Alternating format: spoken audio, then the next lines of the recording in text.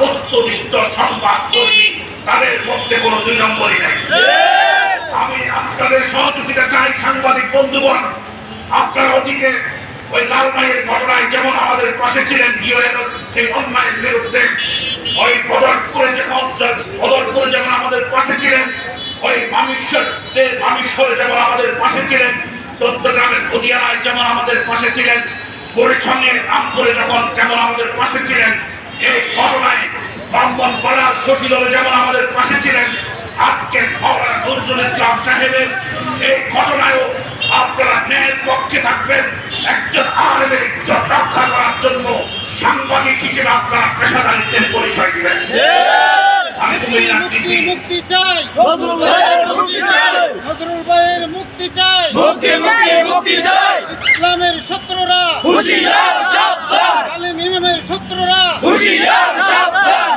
আমি এই সংসদীয় আসনের মাননীয় সংসদ সদস্য জনাব মনিরুল হক চৌধুরী সাহেব, আপনি আমাদের খুবই পরিচিত মানুষ।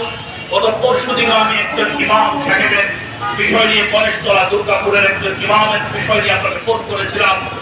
আপনি আন্তরিকতা দেখিয়েছিলেন, আপনি ওলামায়ে কেরামের পক্ষে দাঁড়াবার ঘোষণা দিয়েছিলেন। কুমিল্লা ভিক্টোরিয়া কলেজের একটা প্রোগ্রামে আমার সামনে আপনি বলেছিলেন আপনি নির্বাচিত হলে ওরা ইমাম, খতিব, আলেম, ওলামা, মাদ্রাসা শিক্ষক অন্যায়ভাবে হয়রানির শিকার হবে না। আমি আপনার কাছে এই বার্তা আজকে সাংবাদিকদের মাধ্যমে পৌঁছে দিতে চাই। মাওলানা নজরুল ইসলাম সাহেব, আমরা সুস্পষ্ট তিনি চরম অন্যায় জুলুমের শিকার হয়েছেন। এই আলেমকে উদ্ধার করতে হবে, আপনার সহযোগিতা প্রয়োজন। আপনি এই কুমিল্লায় মানুষের জনপ্রতিনিধি হিসেবে কাজ করছেন। যদি এই ঘটনায় বস্তুনিষ্ঠতার সাথে আমাদের সাথে থাকেন, আমরাও কথা দিচ্ছি আগামী দিনে আমরা ওলামায়ে কেরাম আপনার পাশে আছি। আপনার কাছে আমি সহযোগিতা চাই। এই ঘটনায় মাওলানা নজরুল ইসলাম সাহেব অবশ্যই যেন তিনি নির্দোষ যেমন আছেন তেমনই তার উপর যেন কোনো ধরনের ষড়যন্ত্রমূলক অন্যায় চাপিয়ে দেওয়া না যায়, সেজন্য সংসদ সদস্যকে সতর্ক দৃষ্টি রাখতে হবে।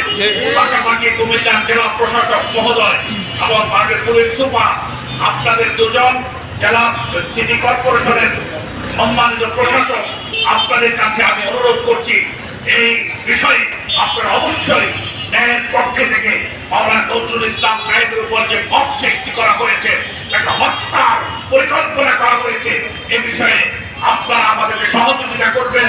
আমরা আজকে যারা আমাদের আহ্বায়ক তিনি ঘোষণা দিলেন আগামীতে আমাদের পরিকল্পনা কি হবে, আগামীতে যেই কর্মসূচি দেওয়া হবে, আমার বিশ্বাস